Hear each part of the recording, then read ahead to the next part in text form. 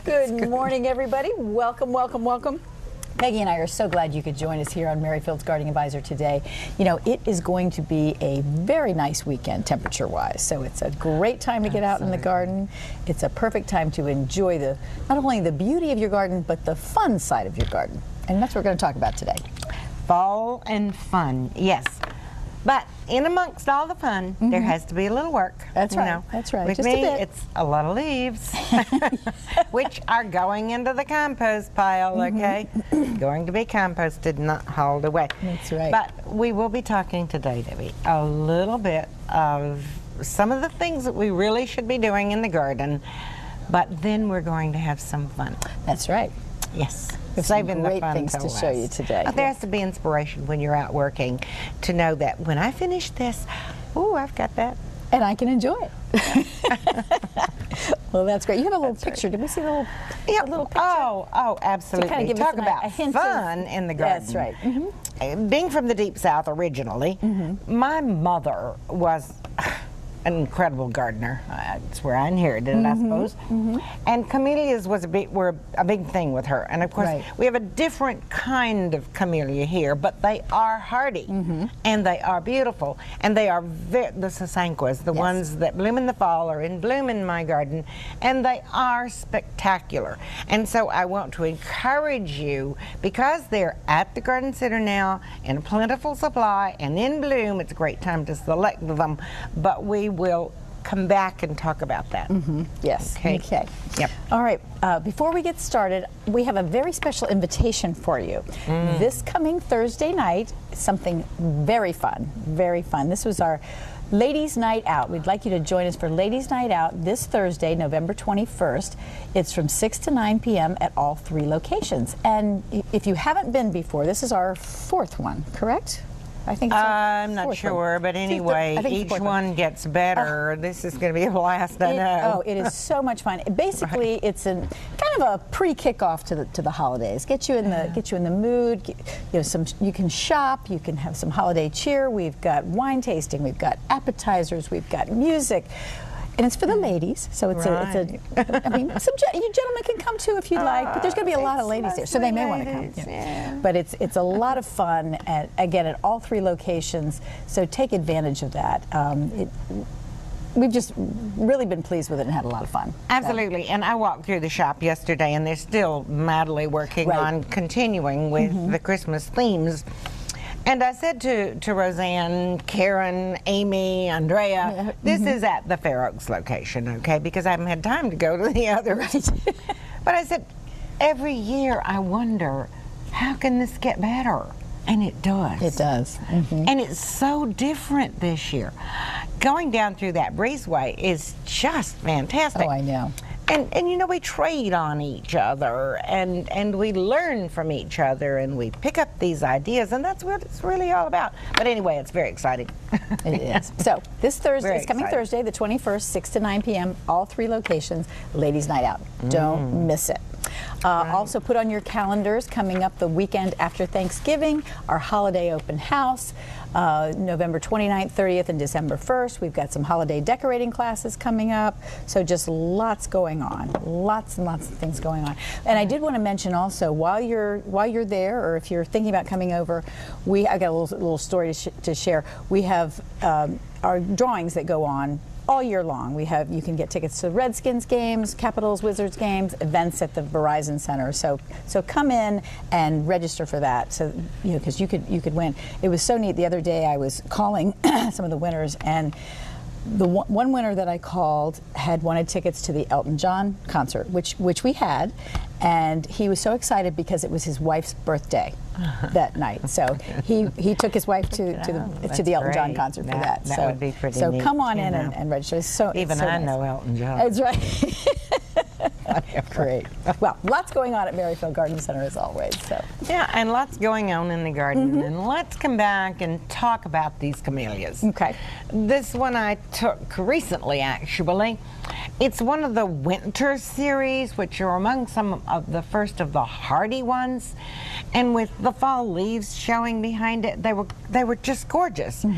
But I can't believe the number of buds that are still yet to come. Right. It's just incredible. And in the next picture is the pink one, which is also, I've got several, and there's some differences in those. These are not the huge camellias of the Deep South, but they are spectacular.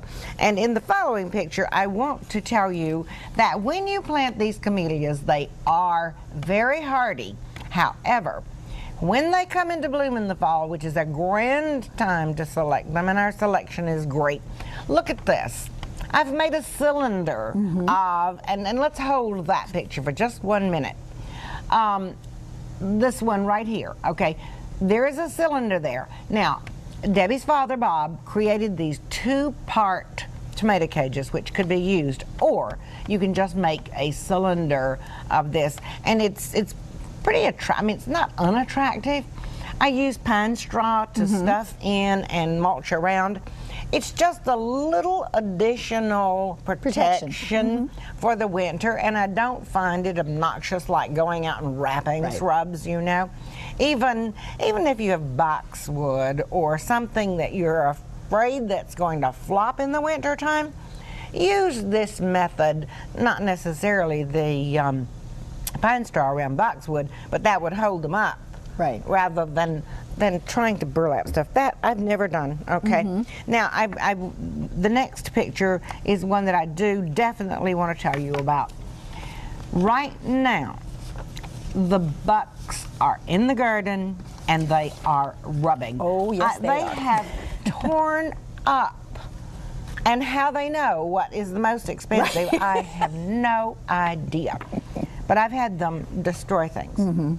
I've learned my lesson. Now, I can't put stuff around every plant I've got, but I do put a cage around a lot of them to keep those antlers, because they can do as much destruction with those antlers as they can by eating. There are no acorns this year. I will remind you, as I did last week, spray with either Bobex or Imus Garden or some of the repellents, you know, and spray well. And I know with Bobex, you don't have to spray again for a couple of months if you do a thorough job. But they'll eat anything right now. Oh, yeah. People are asking, you know, what will they eat? They'll, if they're hungry enough, they'll eat most anything. You know? So, yep, the deer are out. And then frost cloth. About it. Oh, yeah, one other thing. We do sell a product called frost cloth. And if you have a vegetable garden and you've got kale and cabbage and all of that sort of thing, and we do have heavy cold predicted, you can put that frost cloth over it and peg it down with some of the sod pins, which look like huge hairpins. That's right. Do people know what hairpins are anymore? Probably not. Okay, we're going to take a quick break, and we've got some great ideas to enjoy your garden. Stay tuned.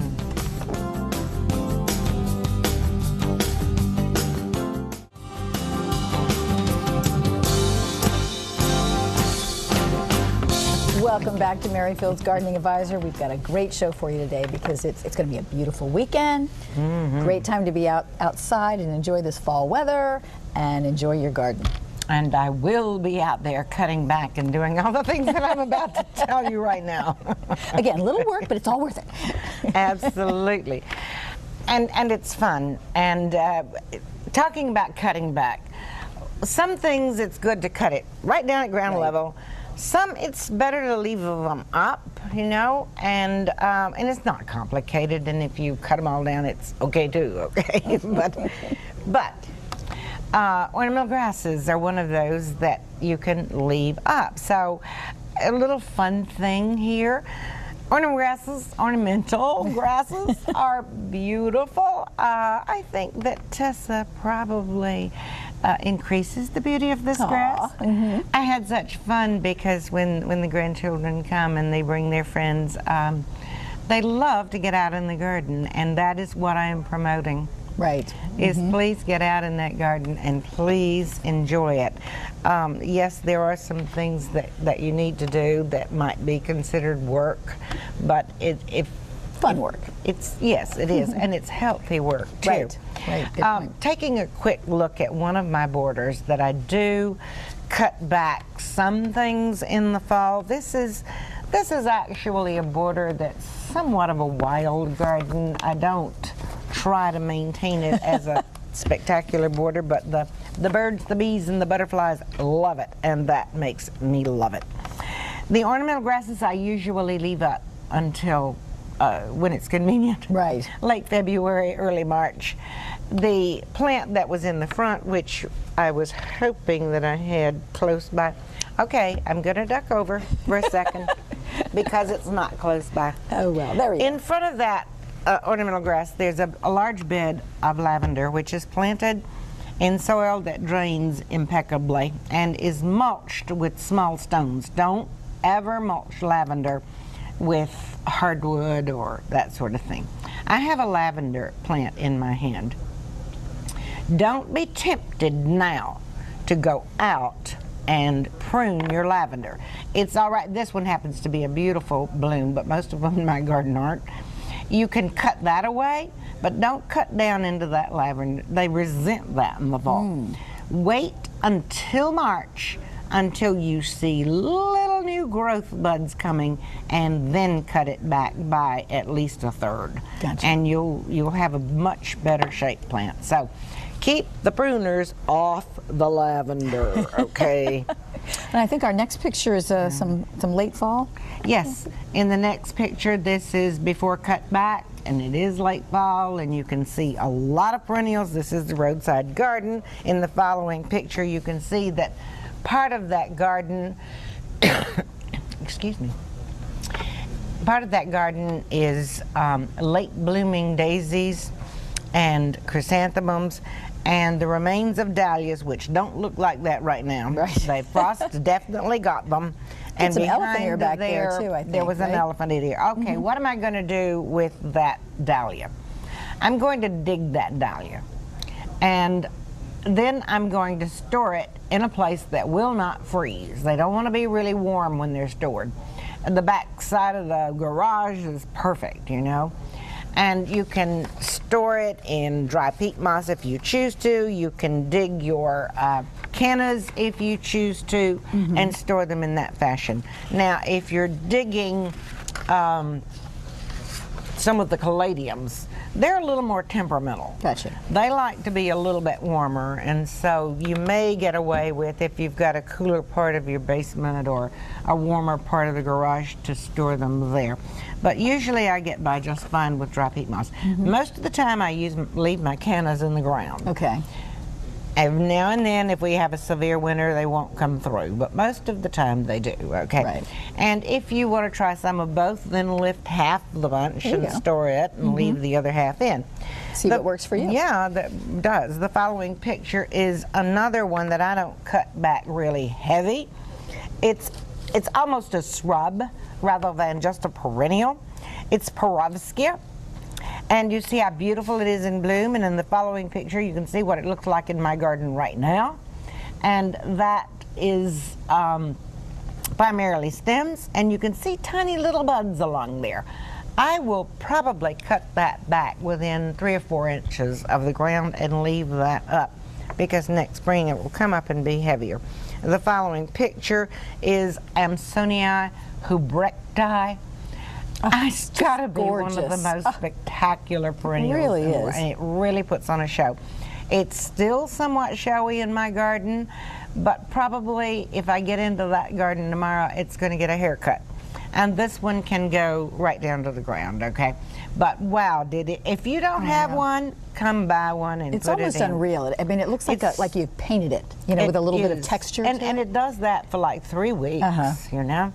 Beautiful. Yeah. Now, I'm going to also encourage you that while you're in the garden center to get some bulbs. I absolutely love tulips. No, some of them will perennialize, the little species type tulips, and then they're great. But a lot of the larger ones will last maybe 2 or 3 years, or not, depending.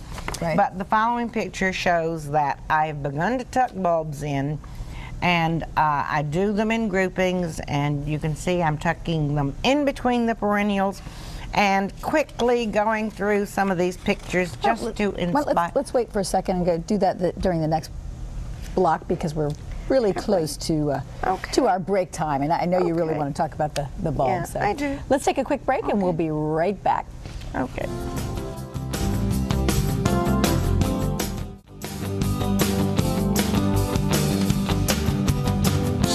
Yes. Oh, those are so pretty. We're going to talk about those. We're going to talk about those birdhouses because they're spectacular, and you'll see more of that in our fun section. Well, all gardening's fun, but it's just going to be more fun. Absolutely, absolutely. Okay, bulbs. We started talking and gave them a little tease. There's that beautiful picture. It's time to get those bulbs in. We're going to come back to this. Yes. Where to plant them so that you don't hate the foliage when it begins to mature. And if you don't let it mature, you certainly won't have these tulips next year. I love to put them in groupings between those plants. And here, in front of, towards the back of the border, but in front of shrubs. Look how beautiful that grouping of tulips is in front of that Pieris japonica. Okay. And here was a year where I got just a little carried away. Girl, look at that. Okay. Normally I'm very careful with how I throw colors together. But you know what? I actually like it.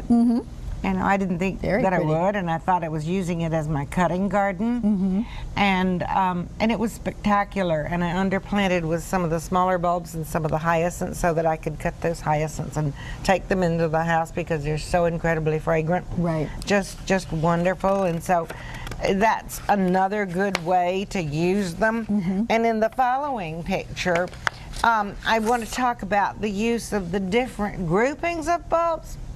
This is a grouping that blooms late, often called parrot tulips, are some of the Rembrandt type series of tulips. Those are beautiful colors. They really are, and there are some spectacular colors among those. Also, some of those later blooming ones are some of the big doubles. Oh, yes. Which I never thought I would really like, but I have tried them and I do like them. So, think in terms of having some that bloom from the early group, and the single earlies, or some of the Triumph as the center section, and then the last part are usually the Darwins and the Rembrandts and that sort of thing. So consider that. So nice to have the whole season.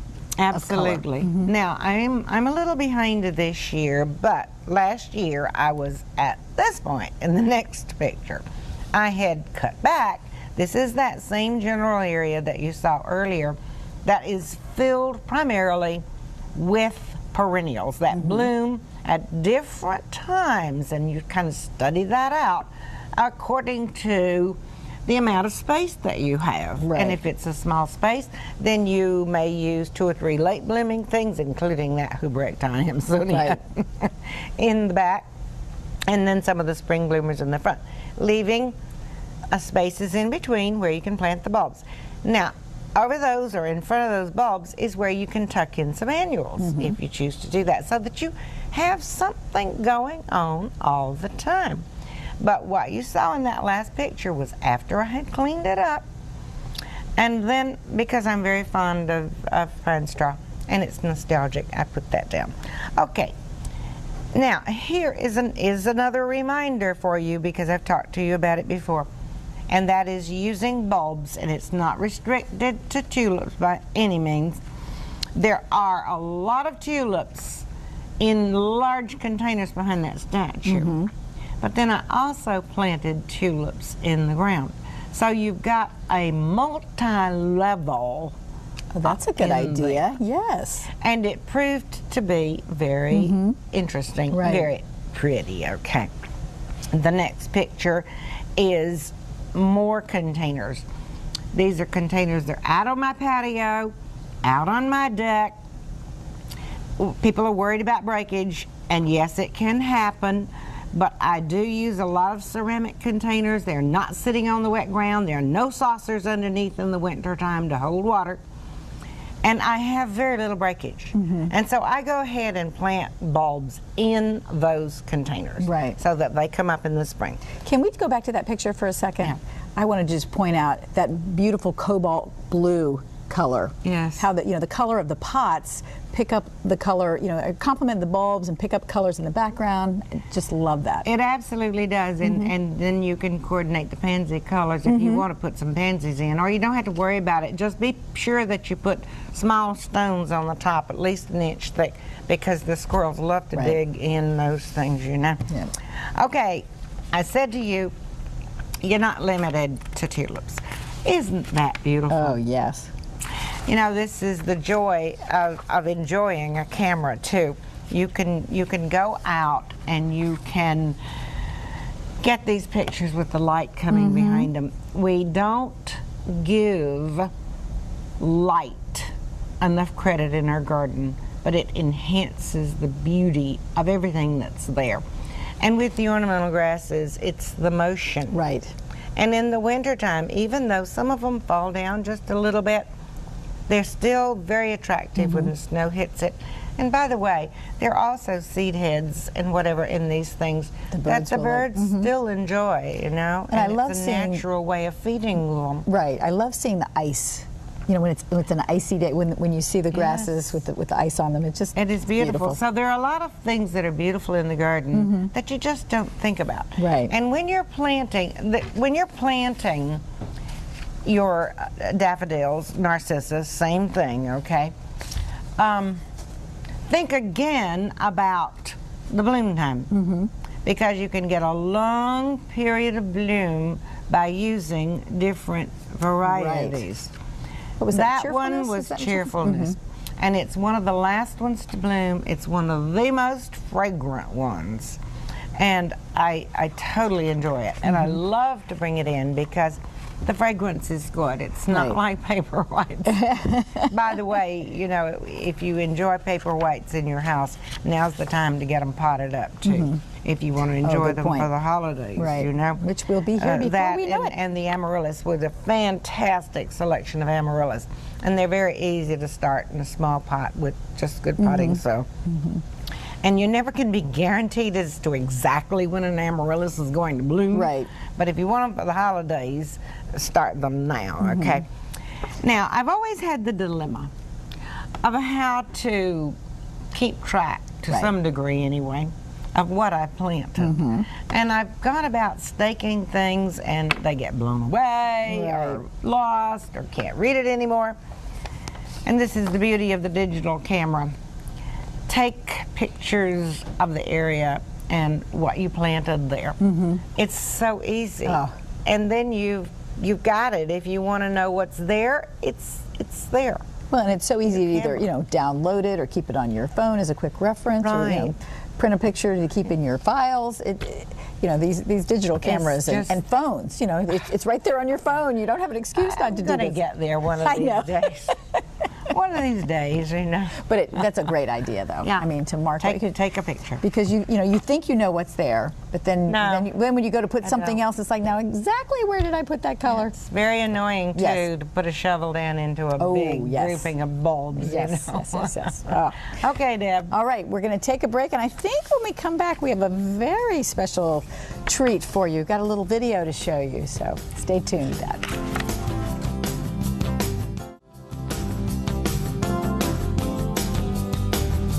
Hey everybody, welcome back to Merrifield's Gardening Advisor. We have a treat for you during this segment because we did a little filming out at the Fair Oaks location. We have something special at the Fair Oaks location. This is the fun part. Yeah. This is something that Ramiro particularly has been working on for quite a while, and we've actually shown you.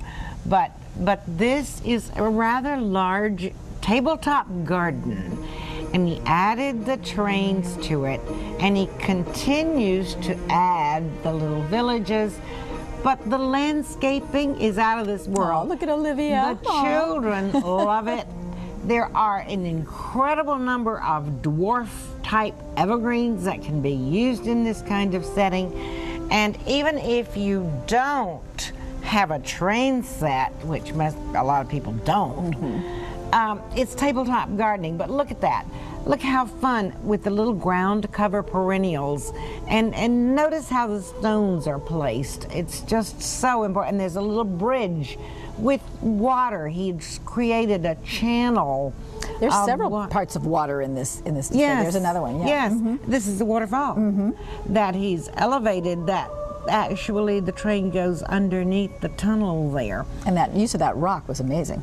Absolutely, yes. And then he's put the water through it, and it runs down. And all the little accessories and the things that he's got there. See, here's another little bridge that goes over the water and accessorize. Oh, yes, my those goodness. Little table and chairs, look at that. We have the most fantastic group of accessories. They're in the greenhouse. They've got this wonderful thing set up, and I'll show you more of those as we go through the program. But you can see it's running over a little bridge there over the water. Lots of different ground cover perennials, and they are slightly elevated, and little mounds are created, and little stones are added, and little fences are added. And I was amused because somebody planted a lettuce in there. And it looks great. Thriving, you know. Well, it was thriving until right. Frost got it, you know. And then the latest addition was... I love that flowing water. A little stream going through. It's great. In front of the train station. That is not complicated, and it can be done anywhere. Look at all this. Look at the role that the stones play in this. Isn't that fun? Oh yeah, and the colors, the play of colors there. The different colors of the ground sedums. There's his train station, which is new. Okay, he's just put that. Look, one the water together. tower. Look at that. Yeah, all the fun little things that are going on in there, and the little dwarf chorus is beautiful too. There's quite a selection, and it's wonderful. There are a lot of us who don't get down on our knees as easily as we used to, so we need to think more about tabletop gardening. Right. It doesn't have to be that big, and we'll share some of the thinking with you as we go along with that, you know? Well, and you mentioned how fun it is. Now that's a fairly big garden there. Oh, it's big. Yeah, I'm trying to think. And there's actually another couple of little gardens there, but there are a lot of others. And here's one in this one picture. This is a part of the garden that's staged right next to the track, actually. And you can see there's a dwarf Alberta spruce, and there's some little golden sedums, and there's some rocks there. But just that little section of the garden alone is very, very interesting. Yes. And then in the next picture, we have an overview again that you can stop and look down that. Oh, yeah. Debbie, wouldn't you say that it's probably 20, I was going to say about 20 feet. It's big, yeah, okay? It's big. But you can do smaller things, and certainly without the trains, you don't have to have the trains to do that, you know. Well, it's so neat to watch the kids watching this, especially the trains. And I mentioned Olivia was in there. She was so cute, and she was over that day, and it's like, oh, she was loving it. Precious, it was so cute. Precious. Now let me take you to another fun thing. This is a recent addition in my garden.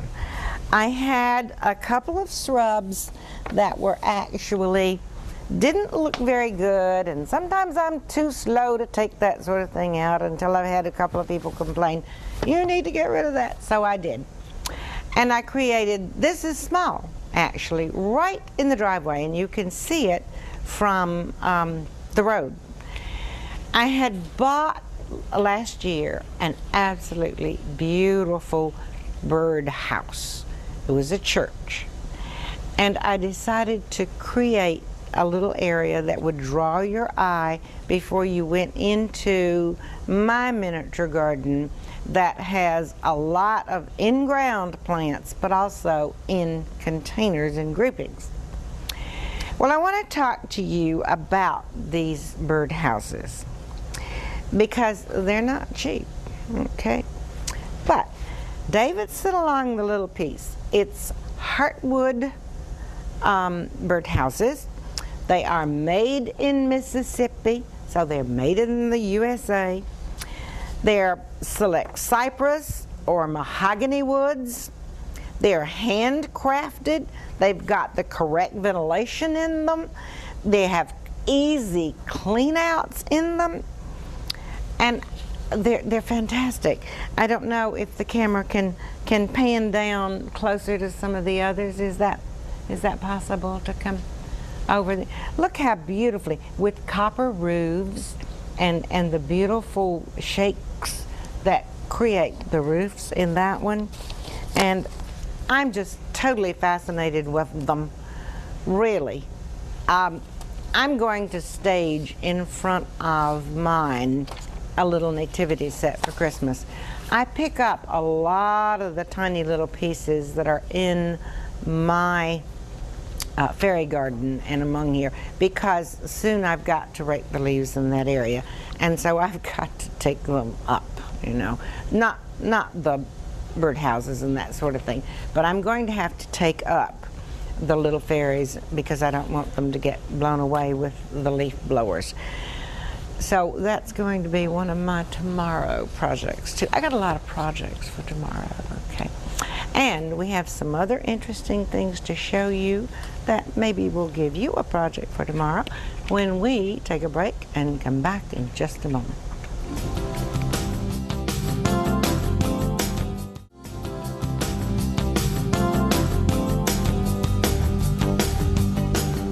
I realized I forgot to tell you that we were not taking phone calls today, so sorry about that, but we've got a lot more to show you. Now, we showed you the cool, very cool video of the train and the miniature garden. So Peggy's at our virtual garden, so she can give you kind of the ins and outs of some of that. Peggy? Yes, thank you. Yes, I am here because I really want to get into these little gardens. As I said, they can be tabletop gardens, gardens in groupings. In fact, I've got a long line of these bordering the driveway that have a lot of succulents in them because they're interesting even when they're just overflowing with hens and chicks or succulents. But this is one of the originals, and it is a fairly large one, and it has a beautiful house. I love the houses for the fairies. And dwarf cotoneaster that has really had years to grow. And I do, even though it's a dwarf, I go back in and trim it back very heavily, like in late March, and then it comes back beautifully. There are so many Hinoki cypress. This has got to be one of my favorite evergreens. You can get them that are just little buttons almost, and in different sizes all the way to 25 feet. And even the ones intermediate are very trimmable. And again, I shear not little round balls, but shear them somewhat, probably in late March. And then there are dwarf grasses like carex and that sort of thing. So you've got a lot going on that's interesting in the wintertime. I love these little fairies. They're collectible. But I do bring these in for the winter. They don't like the harshness of that, and I don't want them to get raked away or blown away. So let's roll through some of these and show you what you can do with these gardens. I'm going to step back because this is one of my favorites.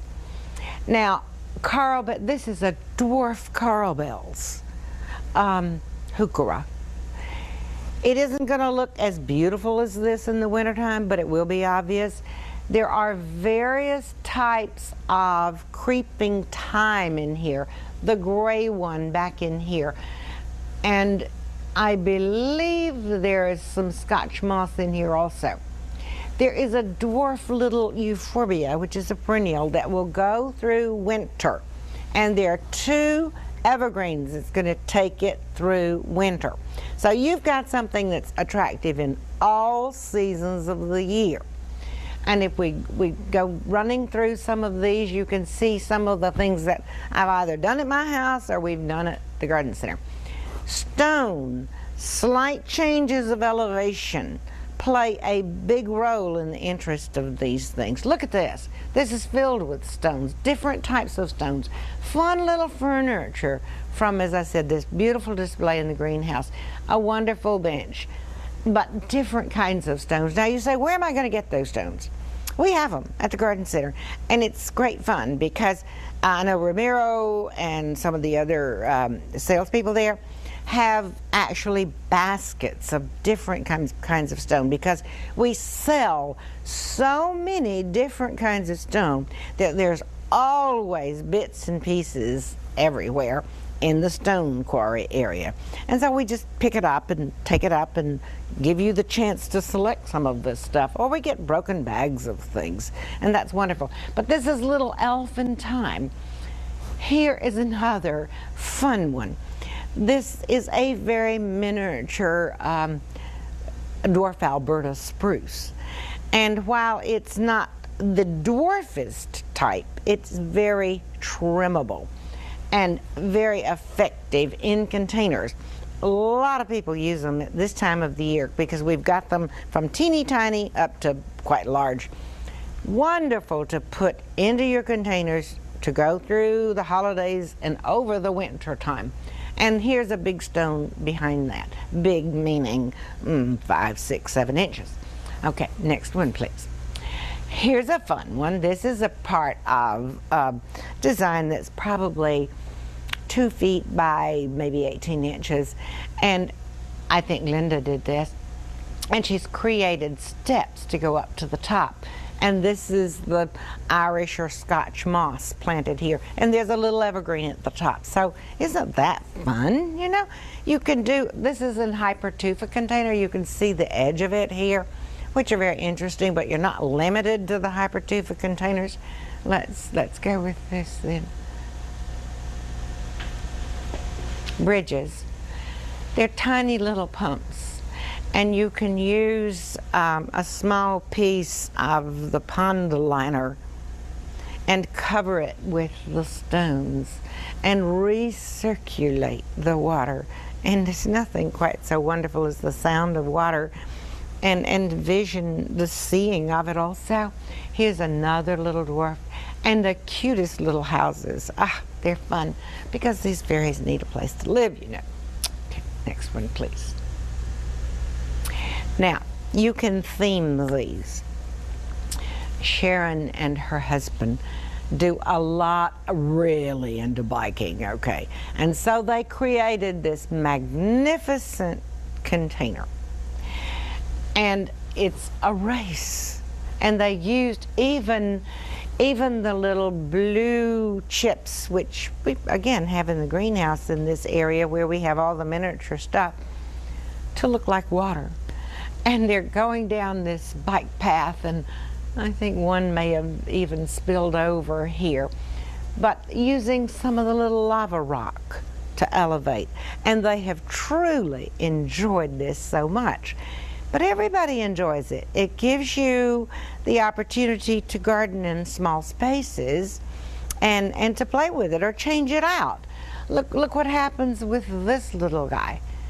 This is the base of, actually, I think it's a small Japanese maple with some fun little accessories. And then you've got all these beautiful lichen that are distributed here. And so you can totally enjoy these. This has become a trend. We've been doing it for years, but all of a sudden the whole world has picked up on this. And they're wonderful gifts for gardeners because they'll continue to enjoy them and continue to change out the things that need to be changed, and sometimes those things happen, but the accessories can be changed also. So this is a lot of fun, whether it's got trains or not. It's a lot of fun, and we're going to tell you a little bit more about the accessories and all the special things that you can do with this when we come back in a moment.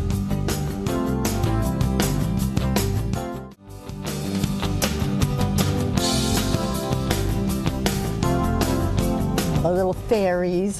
Fun, fun, fun in the garden. As I said, I started doing this many years ago. And it definitely has grown, so I have to warn you that it's addictive. You know? It really is wonderful. And what you can do with the stones and the plants is just very artistic too. Within that garden, but within mine, for instance, Okay. All right. Where are we going to show this? Here, I'll hold that. It's a beautiful piece of rock. What is it? See, 7 inches maybe. Probably. But look how it repeats the shape. The shape of this dwarf Alberta spruce. And so you can do that, but you can do more than that. You can come in with another repetition of that shape and land it into your soil, and now you begin to create an effect. Oh, that's a good idea. That's very artsy, you know. So it's a great thing that you can do with these stones, and I think you'd have great fun coming in and making your selection of them too, because we have so many different stones, you know, and we've got areas where you can go and do that. Right. You know? So that's a lot of fun. And then there's a great selection of the plants. I think that one is neat. This is a sedum, and sedums will live over the winter. They're not going to be as spiky as they are in the summertime. But they're faithful. There, and they come back very nicely, cover the ground nicely, whether it's in the container or in the ground. So, and I feel comfortable with planting these still at this time of the year. Right. You know, but it's fantastic. And look how it contrasts so nicely with, for instance, the dwarf hemlock. This is absolutely great. And you really don't need to do much pruning, but if you ever needed to prune any of these, you wait until spring and pinch out the tips, okay? That's what you do on that little guy. And you can get some very unusual plants. This one is fantastic. Has the tiniest little leaf. It's almost parviflora. Wow. Okay. Well, and as you saw in the video, that you know, that the choices on these miniature plants is amazing. They really are. Here's another type, and there's different varieties among these. Look at the difference. These are both Alberta spruce, but look at the difference in them. And Totally they can be planted together and be striking. So if you decided to start one of these gardens now, or to give one to a friend, you can do them. We have wonderful containers that we have made, hypertufa containers, which are peat moss and cement and that sort of thing. But you can also use ceramic or clay or anything that has good drainage in it. And that's the key. Absolutely. And the other key is that these plants all enjoy soil that drains well. And so I do mix small stones, particularly like the Voblock, the Permatil.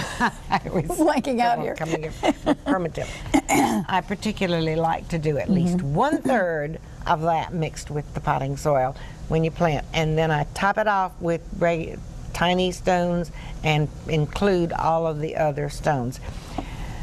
So start with your basics. Start with some of your evergreens and add just a few other things with your stones now. Then you can add 2 later. But here's a fun one too. I love the name of these, steppables. Yeah, well, and some you could step on, but you're not likely to do that. Right. But you don't feel bad if you do. No. I mean, when they're planted in the ground, right? This is a little dwarf chorus. And then you have those that may or may not bloom in the winter, depending upon how warm it is. This is a little alpine geranium, a hardy geranium. This is not one of the others. Right. You know, and then there are the accessories. You can go in, you can find little arbors that you can do fun things with. And Karen and Roseanne came up with some of the little miniatures that they bought for Christmas. Hold up. You've got the little snowman. Here's a beautiful little tree. And she's got the little snowman against that precious little arbor. I gotta sit the tree down because you gotta see Santa. Okay, little Santa. So you can have the fun after the leaves are raked or wherever. That's right. There's always so much to do in the putting garden. these little fun things in, and you can change them out with the season. So accessorizing is a lot of fun. Right. As I said, I have collected so many of these wonderful, wonderful little fairies.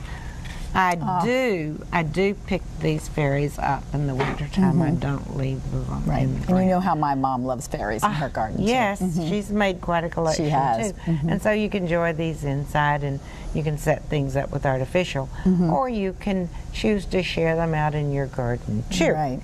But the preparation that you make for these is what's important, is getting the soil right. I always recommend that you put the landscape fabric over the holes, a little bit of small gravel. Pea gravel is great. Mix in your potting soil, any good potting soil. Mix in 1/3 small gravel. You can use pea gravel, you can use river jacks. I actually really like the permatil, which is exploded slate. Mix that thoroughly.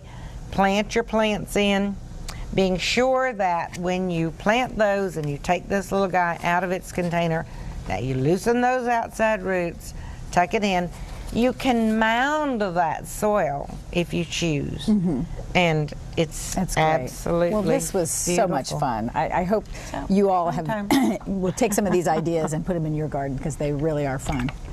Want to remind you to come to our Ladies' Night Out on Thursday night. It's going to be lots of fun. As I mentioned, stop by for our drawings. I also forgot to mention that no purchase necessary, have to be 18. Come on in anytime. Next week, we're going to be talking about evergreens. David's going to